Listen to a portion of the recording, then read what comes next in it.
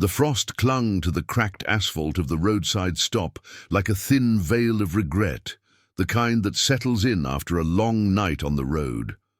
Dawn hadn't fully broken yet, painting the sky in bruised purples and the faint glow of impending light. The Iron Pike Motorcycle Club, 50 strong, engines rumbling like distant thunder, idled at the pump, refueling for the stretch ahead. Leather jackets creaked under the chill, and the air carried the sharp bite of pine from the surrounding woods, mingled with the acrid tang of exhaust. Grant Diesel Hargrove, the club's road sergeant, a broad-shouldered man of 45 with scars etched into his knuckles like forgotten tattoos, wiped grease from his hands on a rag, his eyes, hardened by years of shadows from a war that never quite let him go, scanned the horizon out of habit. He'd lost too much to complacency. His brother in a desert ambush, a promise whispered over a dying fire to watch out for the vulnerable. That oath had pulled him into the club, binding him to this chosen family of outcasts and guardians. A sharp cry pierced the low growl of the bikes, faint at first, like a bird caught in thorns. Heads turned. From the edge of the tree line, where the highway gave way to tangled underbrush, a small figure burst forth, barefoot, legs pumping desperately against the gravel. She was no more than 7, her dark hair matted and wild, her oversized coat swallowing her frame like a shroud, too heavy for her bones. "Wait for me!" she wailed, her voice raw and breaking, arms flailing as she stumbled toward the convoy.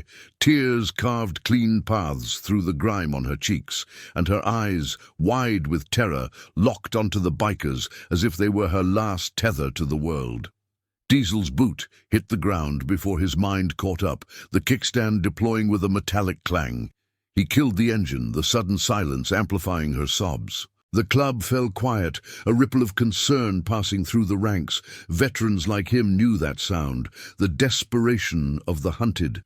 He strode forward, his heavy steps crunching the frost, towering over the girl as she skidded to a halt at his feet, gasping. Up close, she was Amara Voss, though he didn't know her name yet. Her small hands clutched at his pant leg, smudged with what looked like soot, and he knelt, his voice a low rumble meant to soothe. "Easy there, kid. What's got you running like the devil's on your tail?" She didn't answer right away, just pointed a trembling finger back toward the woods, her breath hitching. "They're in there. They can't yell, please." Her words were a whisper, laced with urgency that twisted something deep in Diesel's chest, an echo of his own buried grief, the little brother he'd failed to save. He glanced at the club president, Jax Forge Harlan, a grizzled figure with a salt and pepper beard, who nodded once, sharp and decisive.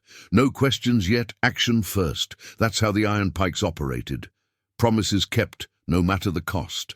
Diesel scooped her up gently, her weight featherlight against his chest, and she buried her face in his vest, the scent of fear and earth rising from her.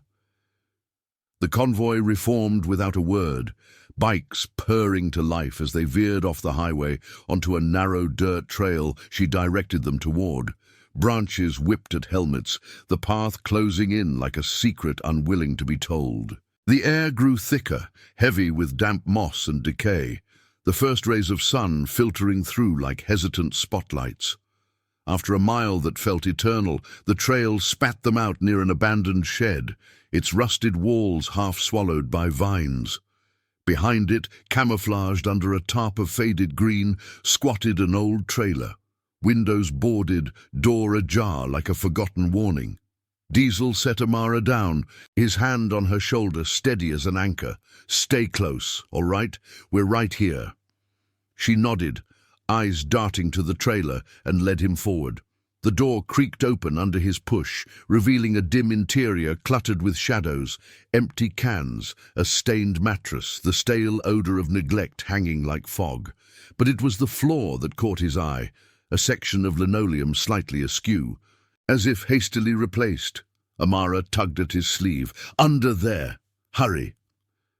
He pried it up with a pocket knife, the wood splintering softly.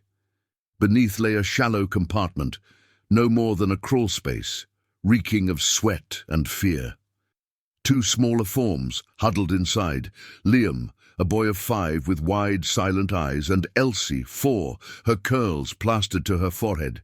They were crammed together, knees to chests, breaths shallow and ragged, no screams, just the quiet terror of survival. Diesel's heart hammered, a surge of rage tempered by the iron control he'd forged in foxholes. Marks on their wrists, faint purple rings, like from binding tape, mirrored the ones peeking from under Amara's sleeves, signs of restraint, not play. "Get Tessa," he barked over his shoulder to the nearest biker, his voice cutting through the tension. Tessa Vaughan, the club's paramedic, a sharp-eyed woman of 31 with a healer's touch, scarred by her own losses. A child she'd never held, taken by illness, pushed through, kit in hand. She knelt swiftly, assessing with gentle efficiency. "They're dehydrated but stable. No breaks I can see."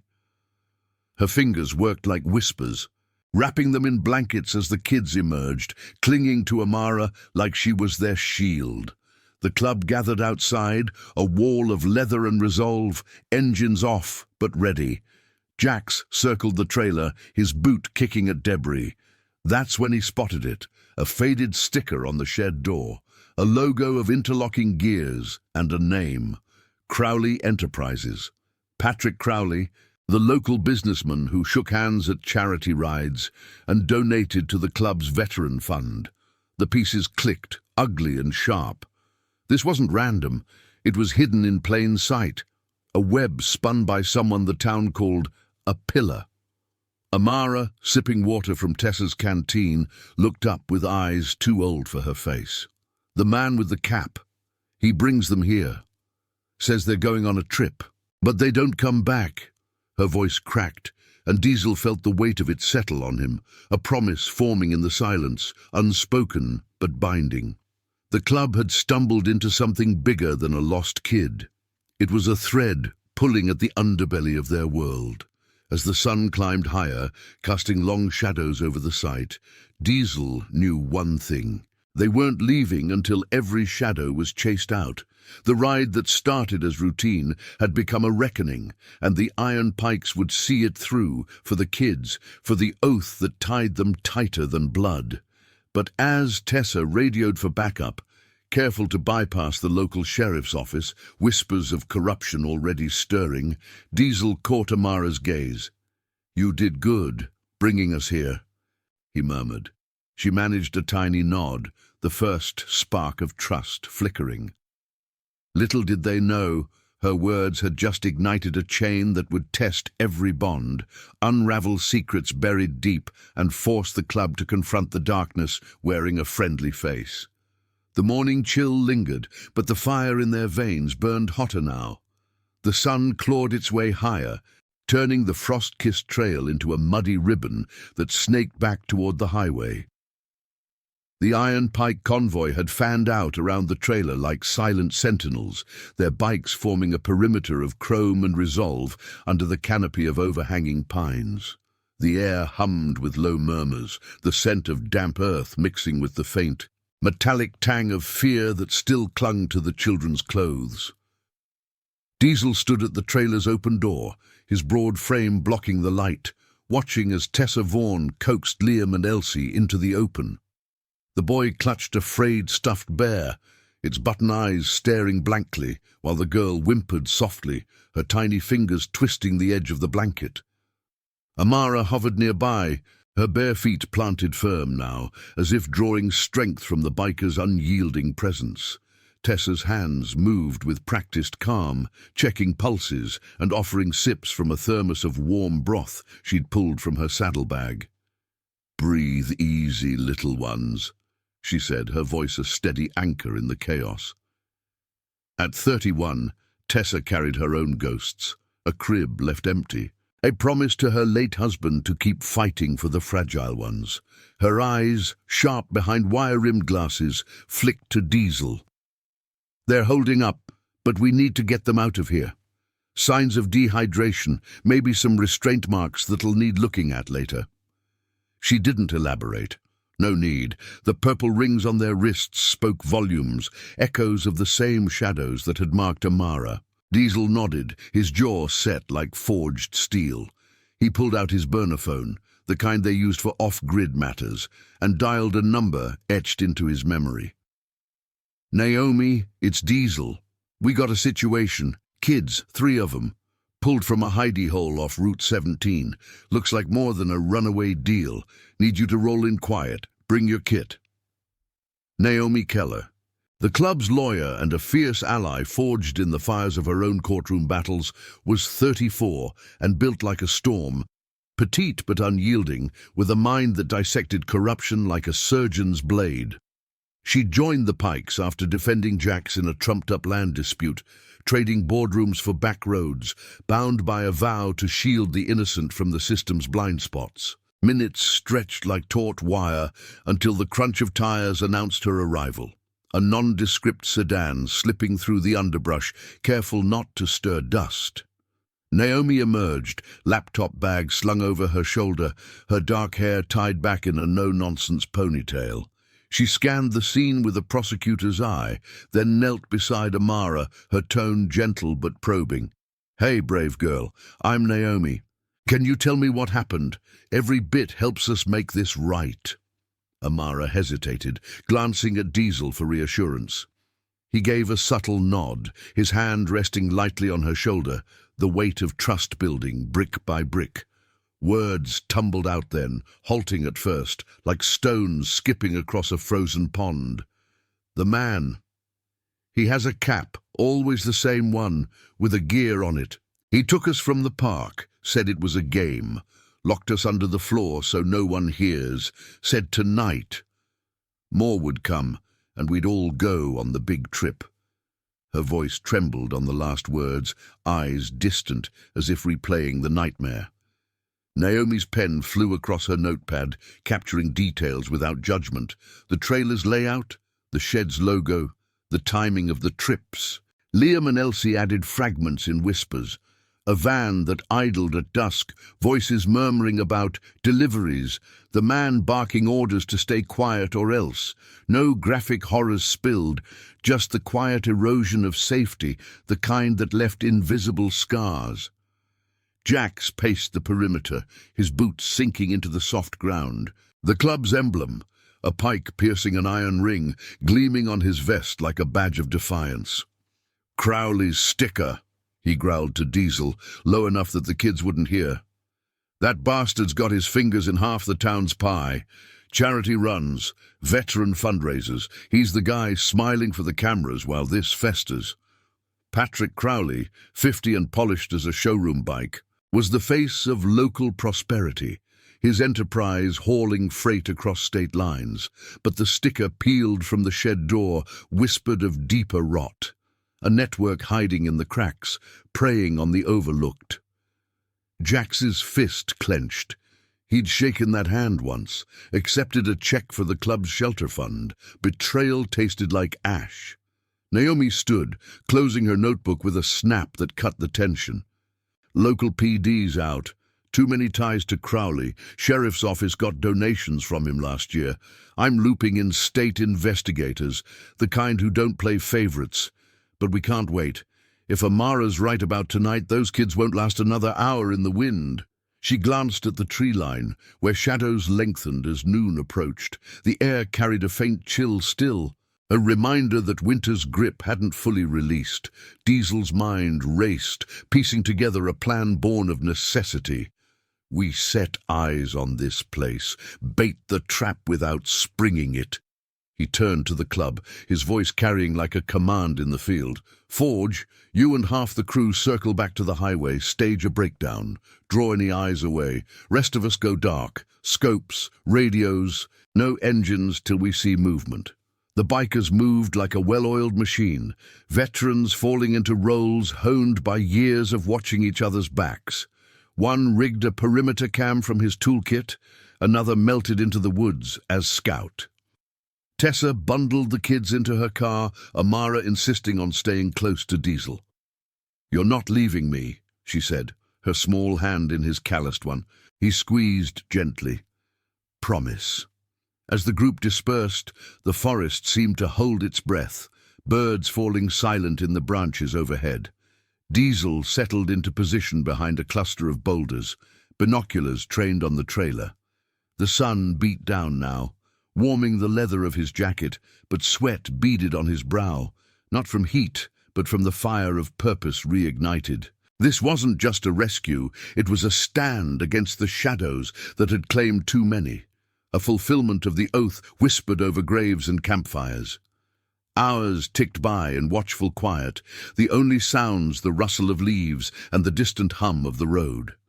Then, as dusk began to bruise the sky, a low rumble echoed, not bikes but an engine, heavier, approaching from the hidden trail. Headlights pierced the gloom, twin beams cutting through the vines like accusatory fingers.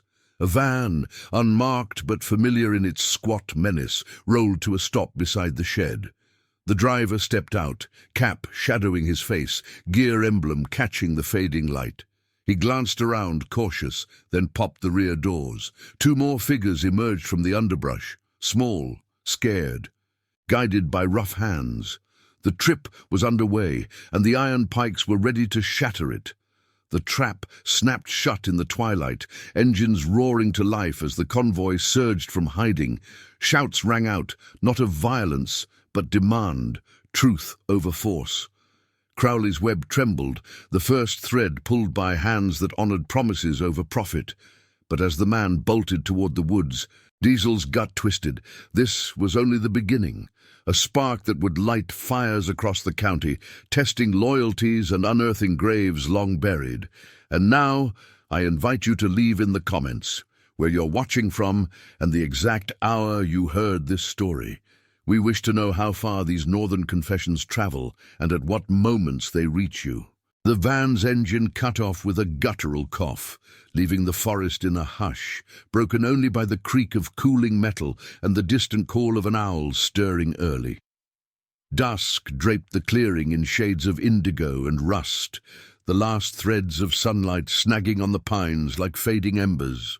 Diesel's breath steadied behind the boulders, his binoculars locked on the scene unfolding 20 yards away. The driver, cap pulled low, scanned the shadows with the wariness of a fox sensing hounds. He was average build, nondescript in jeans and a jacket that blended with the gloom, but the gear emblem on his cap glinted like a false promise. Two smaller shapes shuffled from the underbrush, guided by his firm grip. Children, no older than 8, their faces pale smudges under hoods, eyes darting like trapped birds. From his vantage, Diesel signaled with a gloved hand, a silent ripple passing through the iron pikes' hidden ranks. Jax had positioned half the crew a quarter-mile back, engines muffled under tarps, ready to block the trail if the van tried to bolt. The rest, scouts in the tree line, Tessa monitoring from Naomi's car with the rescued kids, held formation like threads in a net, no guns drawn. This was about exposure, not escalation. Diesel's pulse thrummed with the weight of old oaths, the kind sworn in blood-soaked sands where he'd promised his fallen brother to shield the weak from predators in human skin. That vow had chained him to the club, turning strangers into kin, and now it pulled taut against this fresh betrayal. The man barked a low order, herding the new arrivals toward the trailer. "Inside, quick! No noise!" His voice carried a practiced edge, laced with false reassurance, the same tone that had lured Amara and the others. The children complied, steps hesitant, one clutching a small backpack like a lifeline. As the door swung open, a faint light spilled from within. A lantern rigged hastily, casting jittery shadows on the walls. Diesel's jaw tightened. The compartment under the floor gaped empty now, thanks to their earlier work, but the air still reeked of confinement, a stale mix of sweat and despair that clawed at his senses even from afar. A twig snapped under boot nearby. Jax, sliding into position beside him, his breath warm against the chill. "That's our window," the president murmured, eyes narrowed to slits. At 52, Jax carried the club's scars like badges, a limp from a bar brawl gone wrong, a heart patched together after losing his squad overseas. He'd founded the Iron Pikes on a simple creed, loyalty over law when the law turned blind, and tonight that creed demanded they act before more lives slipped into the void. Naomi's got the recorder rolling from the car. State boys are en route, but we hold the line till they arrive. Diesel nodded, rising slowly, his frame unfolding like a shadow detaching from the rock. The club moved as one, a coordinated surge from the woods, 10 bikers emerging on foot, helmets tucked under arms, vests catching the dying light. Engines stayed silent. Surprise was their edge. "Hey!" Diesel's voice boomed across the clearing, deep and unyielding, freezing the man mid-step. The Cap whipped toward them, eyes widening in the lantern's glow. The children huddled behind him, tiny gasps escaping as the bikers closed the distance, a wall of leather and quiet fury. The man spun, and fumbling toward his pocket, keys, maybe a phone, but Jax was faster, stepping forward with palms open, a gesture of restraint. "Easy. We're not here to hurt, but you're done with this game." The air thickened, charged like the moments before a storm breaks, the scent of pine resin sharpening with tension. The man backed toward the van, glancing at the tree line as if expecting reinforcements, but the forest gave nothing back. Diesel flanked left, his presence a steady pressure, while 2 scouts circled right, cutting off escape. "Who the hell are you?" the man snarled, voice cracking at the edges, Cap shadowing his fear. He was younger than Diesel expected, mid-30s perhaps, with the hollow cheeks of someone living on edges. No Crowley polish here, just a cog in the machine. Disposable and desperate. "Iron Pikes," Diesel replied, his tone even, like gravel under tires. "And you're the one who forgot what promises mean. These kids, they're going home." He gestured to the trailer, where the new arrivals peeked out, confusion mingling with hope. The man lunged then, not at them but toward the van's door, slamming it open in a bid for flight. But the scouts were there, and grabbing his arm with a firm twist, no violence, just control, while the other secured the children, murmuring soft words to ease their trembling. Chaos flickered brief. The man thrashed, shouting denials that echoed hollowly. "You got it wrong. This ain't—" But Naomi's voice cut through from the trail, her sedan crunching to a halt, headlights washing the scene in stark white. She stepped out, phone to ear, already relaying coordinates to the state line. "Live feeds up. Investigators have your plates, your face. Talk now, or let the record do it." Her words landed like anchors, pulling the fight from him. He sagged against the van, Cap tumbling to the dirt, revealing sweat-slicked hair and eyes that darted like a cornered animal's. Tessa arrived next, bundling the new children with the others in the car, her healers calm a balm against the rising night. Amara watched from the back seat, her small face pressed to the window, a spark of vindication lighting her eyes. "He came back," she whispered to Liam, who nodded solemnly, the stuffed bear clutched tighter. The forest exhaled as sirens wailed faintly in the distance. State troopers, clean and untainted, closing in. But Diesel knew this was no end. The Cap was just the entry point, a thread leading to Crowley's door. As the man was zip-tied, gently for the cameras, Jax clapped Diesel's shoulder, the gesture heavy with unspoken thanks. "You pulled the first knot. Rest of the web's ours to unravel." The bikers reformed, engines firing up one by one, a symphony of resolve rumbling through the trees. The children were safe for now, wrapped in blankets and promises kept, but the road ahead twisted darker. Crowley's name hung in the air like smoke, a shadow over the club's own ties to the town. Diesel mounted his bike, the familiar vibration grounding him, Amara's trusting gaze lingering in his mind. This ride had bound them all tighter, a family forged in the fire of standing against the unseen. But as the convoy rolled out, lights piercing the night, Diesel felt the pull of deeper secrets, graves of the missing, loyalties tested, and a reckoning that would demand everything. The frost returned with the stars, cold and clarifying, as the iron pikes chased justice into the dark. The state troopers' lights sliced through the encroaching night like blue veins pulsing in the dark, their cruisers bumping over roots to halt in a semicircle around the trailer. The forest air thickened with the scent of heated brakes and authority's sterile edge, cutting through the pine and exhaust that had defined the iron pike's vigil. Diesel lowered his binoculars, the weight of them suddenly heavy in his gloved hand, as the captured man slumped against the van's side, wrists secured with zip ties that gleamed under the floodlights. His cap lay discarded in the dirt, trampled by a boot, revealing a face etched with the desperation of a man who'd built his life on fragile lies. The new children, 2 boys, no older than 7, their hoods now pushed back to show tear-streaked cheeks, huddled with Amara in Tessa's car, the paramedic's voice a soft murmur weaving through the chaos like a lifeline. Jax stepped forward to meet the lead trooper, a tall woman with a no-nonsense braid and eyes that scanned the scene like radar.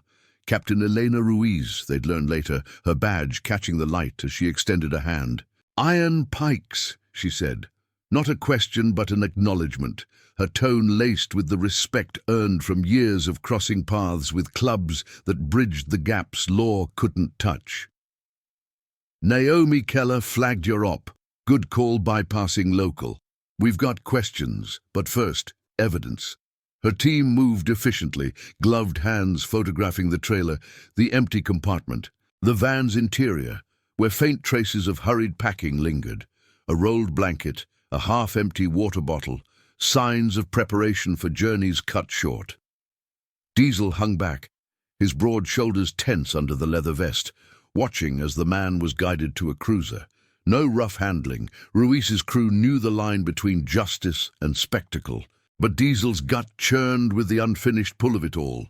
The oath he'd sworn years ago, in a foxhole under starless skies, to drag predators into the light for every soul they'd dimmed. This cog in Crowley's machine wasn't the head, he was the wheel turning blindly. As the trooper read rights in a steady cadence, the man cracked, words spilling like oil from a punctured tank. "It wasn't my idea," he muttered, eyes flicking to the bikers as if they held the real judgment. "Crowley, he sets the meets. I just drive. Kids from the edges, parks, bus stops. He says it's relocation, better lives, pays cash, no questions." The confession hung in the air, a bitter fog that made Jax's fists clench at his sides. Crowley Enterprises wasn't just a sponsor. It was a shield. Its freight hauls, masking routes that snaked into oblivion. Jax had accepted that man's handshake at last year's veteran ride, the check for the club's shelter gleaming white against the podium. Betrayal soured like bad fuel in his veins, a reminder that trust was a blade that cut both ways. He glanced at Diesel, the silent exchange heavy with the club's creed. Family chosen, promises unbreakable. "We ride with this," Jax said low, as Ruiz pulled him aside for details. "But Crowley's not waiting in cuffs. We need to smoke him out before he buries this." Naomi worked the perimeter, her laptop open on the sedan's hood, uploading footage to secure servers, timestamps, faces, the gear emblem tying it all to the Enterprise. At 34, she traded silk suits for fieldwork after a case that exposed a corrupt judge, her own redemption forged in the Pike's fire. "He's naming drop points," she relayed to Diesel, her voice clipped over the radio. "Old warehouse on the county line, nights only. Crowley oversees pickups himself, or so this guy claims. If we move fast, state can raid by dawn, but we need eyes inside the town. Locals are too tangled." Her words stirred the ethical storm brewing. The sheriff's office, funded by Crowley's generosity, might tip him off. The club faced a dilemma. Expose without alienating allies, uphold justice without becoming vigilantes. Diesel nodded, mounting his bike as the troopers loaded the van for impound. The engine's rumble vibrated through him, a familiar pulse grounding the rage. Amara watched from the car window, her small face illuminated by the dashboard glow, a question in her eyes that tugged at his scars. The brother lost to shadows, the promise to never look away. "We'll get the rest," he mouthed through the glass, and she nodded, the trust budding like a fragile flame. Tessa drove off first. The children bundled safe toward a neutral clinic, her taillights fading into the trail like guiding stars. The convoy reformed under the moon's pale watch, engines idling with restrained thunder. Jax briefed the crew in hushed tones, the circle of helmets nodding in unison. Veterans like Rocco Hawk Landry, a former medic with burns mapping his arms from an IED blast, and Lena Spark Torres, whose quick hands had hot-wired more locks than engines. They were the chosen kin, bound not by blood, but by oaths whispered in garages and graveyards. "No solo runs," Jax ordered. "We pair with state, but our intel leads. Crowley's gala tomorrow. Big donor night at the community hall. He shows face, we show proof." As they rolled out, the forest gave way to open road. Headlights carving paths through the velvet dark. The air rushed cool against Diesel's skin, carrying the faint salt of distant ocean and the weight of unfolding truth. The captured man's words echoed: relocation, better lives, a lie polished for the gullible. But the Iron Pikes knew better. This was erasure, children vanishing into networks that profited on silence. Diesel's mind raced ahead to the warehouse, the gala, the threads leading to Crowley's door. A moral crossroads loomed: confront the pillar of the town, risk the club's fragile peace, or let the system grind slow. The answer burned clear. Honor demanded the stand, redemption the price. Miles blurred, the highway a ribbon of resolve under tires. Back at the clubhouse, a weathered barn converted into sanctuary, ringed by chain link and floodlights, the crew debriefed over black coffee steaming in mugs. Maps spread across a scarred table, red pins marking Crowley's empire. Depots, routes, the trailer as ground zero. Naomi cross-referenced manifests, her fingers flying. "He's moving tomorrow. Freight disguised as charity supplies. If we intercept..." But Jax held up a hand, the room falling quiet. "We don't intercept. We illuminate. State takes the collar. We take the watch." It was a delicate balance, loyalty to law without surrendering the fight. Diesel stepped outside for air, the night crisp with the promise of storm. Stars wheeled overhead, indifferent witnesses to human frailties. Amara's cry from the morning replayed, a hook that had reeled them into this abyss. The club was family, but this tested the bonds. Crowley's reach might finger old wounds, paint them as threats. Yet, turning back, unthinkable. As the first rain pattered on the tin roof, Diesel felt the shift, from rescuers to reckoners, chasing justice through the rain-slicked dark. The road called, engines ready, oaths unbroken. Crowley's web quivered, the Iron Pikes closing in, one silent promise at a time. If this story is stirring something in you, hit that like button below. It helps spread these tales of courage and hope to more ears who need them. Rain lashed the clubhouse windows in relentless sheets, turning the gravel lot into a mirror of fractured stars. Inside, the air hung heavy with the aroma of strong coffee and oiled leather. The club's inner circle gathered around the scarred oak table like conspirators in a dimly lit war room. Flickering fluorescent bulbs cast long shadows across maps pinned with red markers, tracing Crowley Enterprises' veins through the county, warehouses, backroad depots, and the community hall, where the gala loomed like a gilded trap. Diesel leaned against the wall, arms crossed over his broad chest, the damp chill from his ride still seeping through his vest. At 45, he felt the years in his bones, but the fire of purpose burned away the ache, a echo of the desert nights where he'd buried his brother and sworn to stand sentinel for the lost. Jax paced the room's edge, his salt and pepper beard framing a face etched with resolve, the limp from his old wound barely noticeable in the heat of strategy. "Gala's at 8 sharp tomorrow," he said, tapping a marker on the hall's location. "Crowley's the keynote, handing out plaques for his youth outreach fund, smiling for the mayor, the sheriff, the whole rotten circle." The words landed like gravel in an engine, rough and grinding. The Iron Pikes had ridden in those charity events before, their presence a nod to community ties, but now it twisted into irony. Jax's eyes met Diesel's, the unspoken weight of betrayal passing between them, oaths to protect the vulnerable, now weaponized, against a man who'd worn the mask of ally.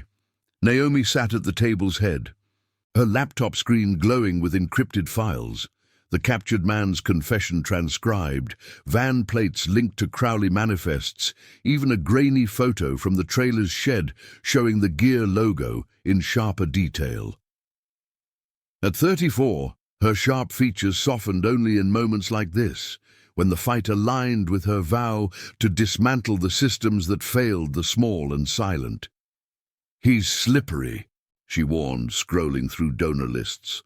"But the gala's public, cameras, witnesses, we plant seeds there, anonymous tips to the press, our footage leaked through back channels.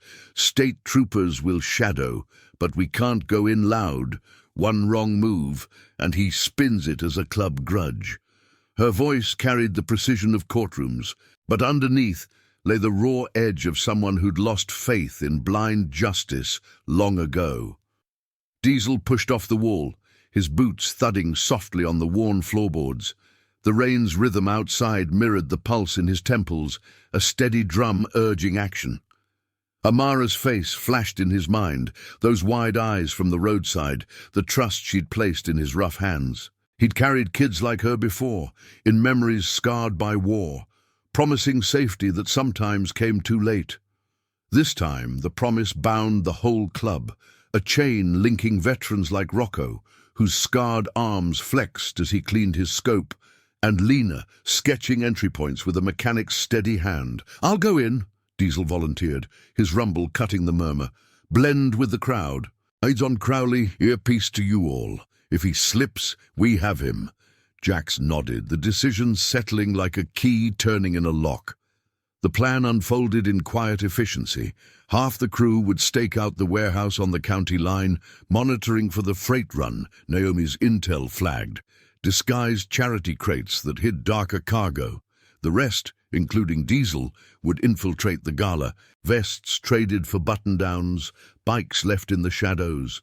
Tessa would stay with the kids at a safe house, her paramedic kit ready for any fallout, her own grief a silent fuel to heal what the world broke. "We honor the small ones," Jack said, his voice low and binding, "not with fists but with light. Expose the rot, let it wither." As the meeting broke, Diesel stepped into the storm. Rain sluicing over him like absolution. The clubhouse lights blurred in the downpour, and he straddled his bike. The engine's growl, a defiant roar against the gale. The road to the safe house wound through sodden fields, headlights carving tunnels through the night. There, in a modest cabin ringed by evergreens, Tessa met him at the door, her wire-rimmed glasses fogged from the warmth inside. Amara sat on the couch, knees drawn up, colouring a picture of motorcycles under a bright sun. Liam and Elsie asleep nearby, their breaths even in the lamplight. The air smelled of chamomile tea and fresh bread, a fragile haven pieced from the club's donations. "They're holding," Tessa said softly, wiping her hands on her apron. At 31, her healer's touch had mended more than bodies. It stitched the invisible wounds of fear. "Amara asked for you," said the big man with the strong voice, would make the bad dreams stop. Diesel knelt, his wet jacket dripping, and Amara launched into his arms, her small frame pressing close. "Did you catch him? The Cap Man?" she whispered, crayon smudges on her cheeks. "Not all yet," he replied, his voice a gentle thunder. "But we're close. Promise!" The word hung between them, heavy with the club's creed, promises that outlasted storms and secrets. He tucked her hair behind her ear, the gesture echoing the brother he'd lost, the redemption sought in every stand taken. Tessa watched, a quiet nod passing understanding. They were all bound by such vows, a family chosen in the crucible of care. Dawn crept in grey and reluctant, the rain easing to a mist that cloaked the community hall like a shroud. Diesel arrived early, blending into the setup crew, hauling chairs under the watchful eye of event staff, his build passing for hired muscle. The hall buzzed with preparations, banners touting hope for tomorrow's youth, tables laden with hors d'oeuvres, a podium gleaming under spotlights. Crowley Enterprises' logo dominated the stage, interlocking gears promising progress. Diesel's earpiece crackled faintly. Jack's from the warehouse stakeout. "Quiet so far. Freight truck idling, but no movement." Naomi's voice followed. "Press is here. Leaks primed." As guests filtered in, town suits, smiling families, the sheriff clapping backs, Diesel spotted him. Patrick Crowley, 50 and impeccably tailored, navigated the room with the ease of a king in his court. His handshake was firm, laugh booming, but Diesel saw the flicker, eyes scanning exits, a subtle tension in his posture. The man who'd sponsored rides now stood exposed in Diesel's gaze, a predator draped in philanthropy. When Crowley took the podium, lights bathing him in false gold, Diesel slipped closer. Phone hidden to capture the speech, words of uplift, masking the void he'd filled with stolen lives. Then the thread pulled taut. A state trooper, plainclothes, entered from the side, badge flashing discreetly. Whispers rippled as Naomi's leak hit the wires, headlines flickering on phones. Local tycoon linked to child relocation ring. Crowley's face paled under the lights, his prepared remarks faltering. Questions erupted from the crowd, the sheriff's smile cracking. Diesel held position, heart steady, the club's invisible net closing. But as Crowley bolted for a side door, aides scrambling, Diesel's radio buzzed, warehouse alarms. The web trembled, the reckoning unfolding in tandem, promises colliding with corruption, the iron pike's light piercing the gala's gloss. Outside, engines waited in the mist, ready to ride into the fray. Diesel moved with the flow, the moral storm breaking, justice's thunder rolling closer. The children's faces fueled him, a legacy of honor demanding everything and yielding nothing less. The mist clung to the community hall's brick facade like a whispered secret, softening the edges of the arriving luxury cars and the flash of camera bulbs under the marquee. Inside, the air shimmered with the scent of polished wood and catered elegance. Roast lamb mingling with floral centerpieces, a string quartet's melody weaving through the murmur of small talk. Diesel navigated the crowd in a borrowed button-down that strained against his shoulders. His calloused hands clasped loosely to blend with the suits and gowns. The earpiece nestled in his ear hummed faintly, a lifeline to the club's web. Jax's gravelly updates from the warehouse, Naomi's clipped relays from a van parked curbside. At 45, Diesel felt the incongruity of it all, these starched collars against his road-worn soul. But the mission anchored him, a fulfillment of the vow etched in his scars, to pull the lost from the brink, no matter the costume. Crowley held court near the podium, his tailored suit impeccable, silver hair catching the chandelier's glow like a halo of deceit. He laughed with the mayor, a booming sound that echoed false, his eyes darting occasionally to the exits as if the room's warmth pressed too close. Diesel edged nearer, sipping a water glass to mask his vigil, the cool liquid steadying the fire in his chest. Memories flickered. Amara's small hand in his at the safe house, her crayon drawing of bikes as guardians, a child's faith mirroring the brother's trust he'd failed long ago. That failure had forged him into the Iron Pike's road sergeant, binding him to this chosen family, where promises outlasted the miles. The quartet paused, spotlights converging on the stage as Crowley ascended, his steps measured, a plaque in hand for the Youth Fund. "Tonight, we celebrate progress," he intoned, voice smooth as oiled gears, gesturing to banners emblazoned with his enterprise's logo, relocating hope for those on the edges, giving tomorrow's stars a brighter path.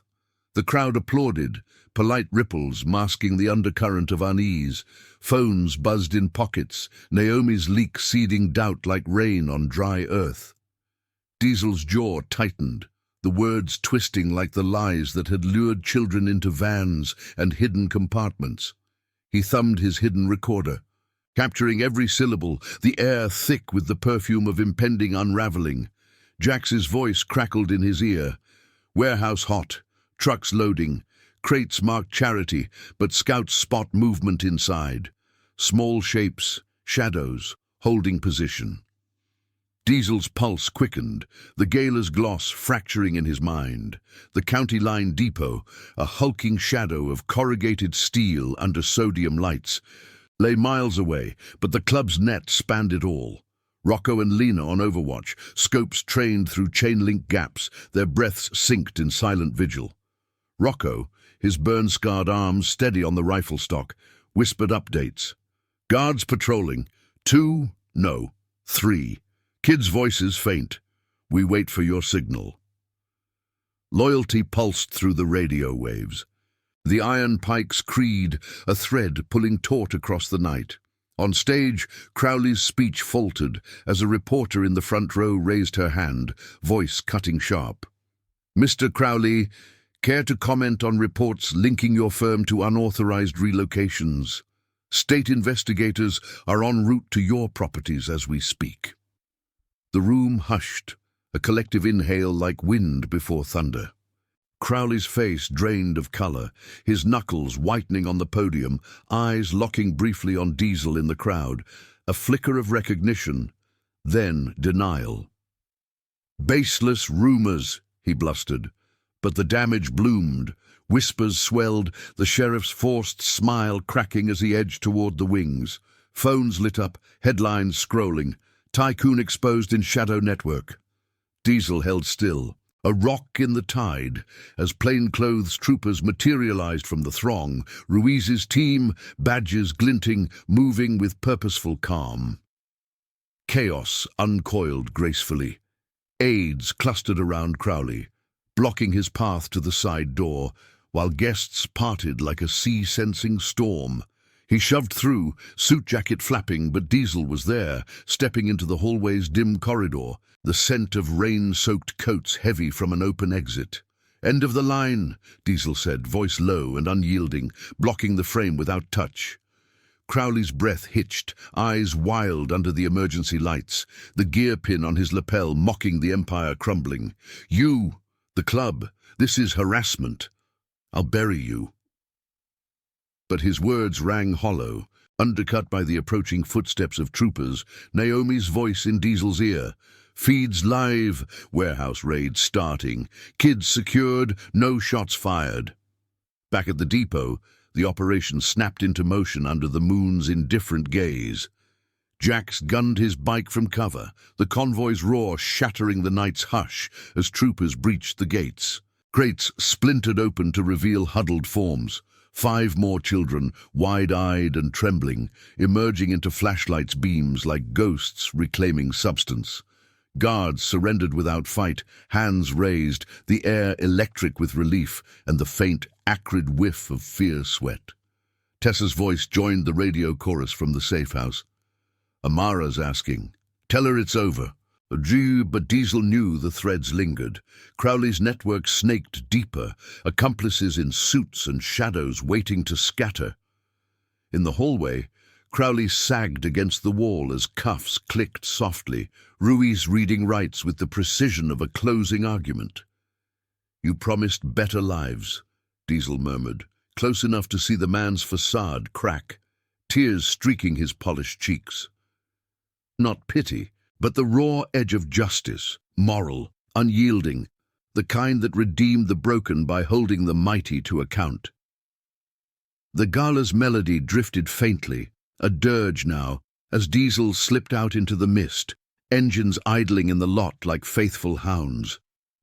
Jax's bike pulled up, the president's nod heavy with the weight of victory half won.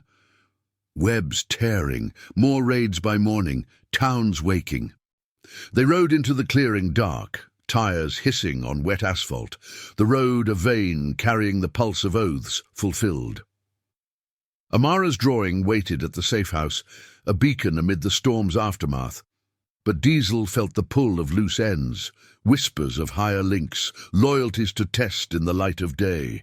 The iron pikes rolled on, family forged stronger in the fray, chasing the last shadows, where children's futures hung in the balance. Dawn edged the horizon, pale and promising, as the reckoning's final turn loomed, demanding one more stand for honor's quiet legacy. The first blush of dawn painted the horizon in strokes of rose and gold, bleeding through the mist that still clung to the winding county roads like a reluctant farewell. The iron pikes convoy cut through it, engines purring low and steady, their headlights dimmed now that the night had surrendered. Diesel rode point, the wind whipping at his vest, carrying the fresh ozone-tinged scent of rain-washed earth and the faint, salty whisper of the approaching sea. His knuckles ached from the night's grip on the handlebars, but the tension in his chest eased with each mile, a slow uncoiling of the oath that had bound him since that desert vigil over his brother's grave. At 45, he'd chased shadows long enough to know victory tasted bittersweet, salty with the lives scarred, sweet with the promise kept. Behind him, Jax's bike flanked the pack, the president's silhouette a steadfast anchor amid the rumble of tires on damp asphalt. The warehouse raid's echoes lingered in their radios. Tessa's calm confirmations from the safe house, Naomi's triumphant updates as state investigators peeled back layers of Crowley's empire. 5 more children rescued from the crates, huddled, wide-eyed souls no older than Amara, their small hands clutching at the troopers' sleeves like lifelines. No violence had marred the dawn, the guards folded under the weight of evidence, confessions spilling faster than the rain earlier. Crowley's arrest at the gala played on every local feed now, his polished facade shattered, the gear pin on his lapel a damning exhibit in Ruiz's unfolding case. The network unraveled thread by thread, drop points exposed, accomplices named, the sheriff's office swept clean by federal shadows descending like hawks. Diesel's mind replayed the hallway confrontation, Crowley's eyes meeting his in that final, fractured moment. Defiance crumbling to desperation. "You think this ends me?" the man had hissed, voice a rasp under the chandelier's fading glow. But Diesel had only nodded, the weight of Amara's trust heavier than any retort. "It ends the dark for them," he'd said, stepping aside as the cuffs clicked. No vengeance, just the quiet justice of light-piercing lies. The moral poetry of a predator stripped bare before the town's awakening eyes. The gala's murmurs had turned to outrage, reporters swarming like bees to spilled honey, headlines etching the truth into permanence. A pillar fallen, children reclaimed. The convoy veered toward the safe house, a modest cabin nestled in a clearing of evergreens, its windows glowing warm against the paling mist. Tessa met them at the porch, her wire-rimmed glasses catching the sunrise, arms open as the rescued ones tumbled from the troopers' cars. Now 7 in total, their faces a mosaic of exhaustion and budding relief. Amara burst from the door first, barefoot again but wrapped in a clean sweater, her dark hair tousled from fitful sleep. She ran straight to Diesel, launching into his arms as he dismounted, her small body fitting against his like a missing piece. "You came back," she whispered, breath warm against his neck. The crayon drawing clutched in her fist, a fleet of bikes under a sun that chased away clouds. "Always," Diesel rumbled, his voice thick, setting her down gently, but keeping her hand in his. The other children gathered, tentative at first, then clustering close as Tessa herded them inside with mugs of hot cocoa, steaming in the chill air. Liam clutched his bear tighter, Elsie trailing Amara like a shadow-turned friend. The cabin smelled of baked oats and pine from the hearth, a sanctuary pieced from the club's quiet donations, blankets from Lena's sewing, toys scavenged by Rocco's steady hands. Jax joined them, his limp more pronounced in the stillness, clapping shoulders with the troopers who lingered to debrief. "You pulled through," Captain Ruiz said, her braid silver in the light, extending a hand to the president. "Your intel saved lives tonight. We'll need statements, but the Pikes have our respect. No charges, just thanks." Naomi arrived last, her sedan crunching gravel, laptop tucked under her arm like a trophy. At 34, her eyes shone with the vindication of cases won against steeper odds, her own redemption woven into the club's fabric since that courtroom stand years back. "It's systemic," she reported over coffee, maps forgotten on the table now replaced by case files. Crowley's ledgers tie to out-of-state roots, foster scams, fake adoptions, but with the footage, the confessions, it's done. Reunions start today, families notified, safe houses secured.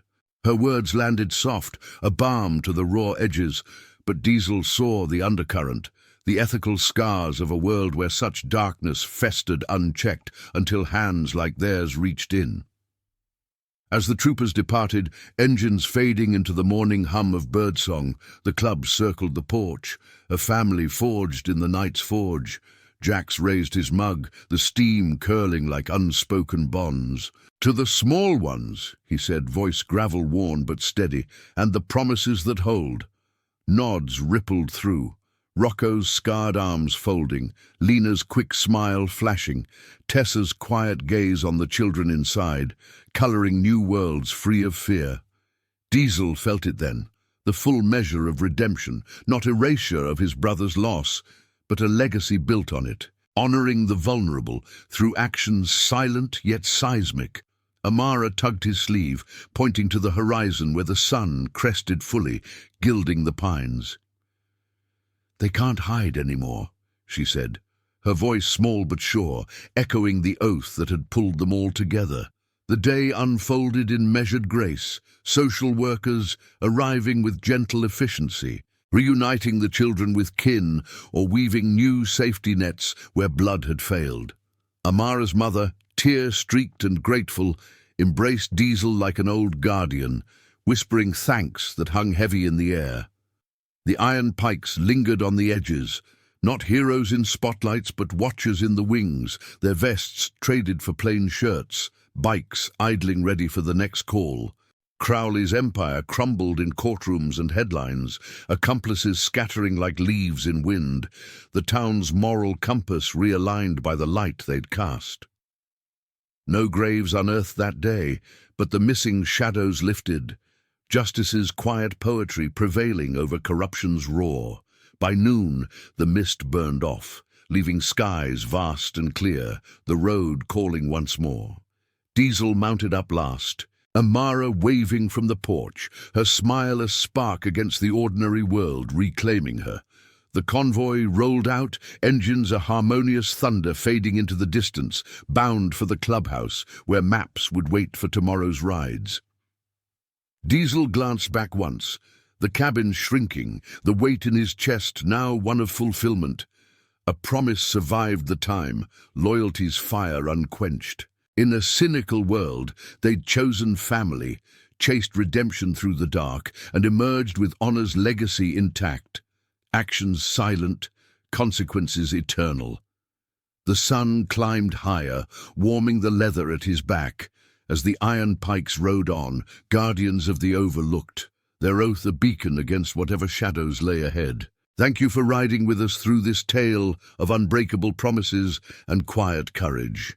If it moved you, please subscribe for more stories that honor the heart's true north. We'll see you on the next road.